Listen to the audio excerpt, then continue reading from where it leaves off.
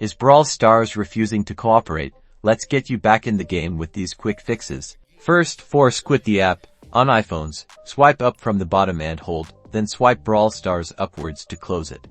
On Android, swipe up from the bottom, or use the square button to open the recent apps menu and then swipe Brawl Stars away. Next, check your internet connection, open your phone settings. Make sure you're connected to a stable Wi-Fi network. If you are, try turning Wi-Fi off and then back on again. Alternatively, switch to mobile data and see if that works.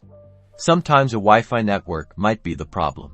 If the problem persists, head to the Google Play Store or the App Store and search for Brawl Stars. Look for an update button. An outdated app can often cause problems. If there is one, tap update and wait for it to download and install. Still no luck, go back to your phone's settings, then find apps. Locate Brawl Stars in the list. Tap on storage. Now, tap clear cache. This removes temporary files that might be causing the issue. If clearing the cache doesn't work, tap clear data. Be aware that this will reset the app and you might need to log in again. That's it. Try opening Brawl Stars now.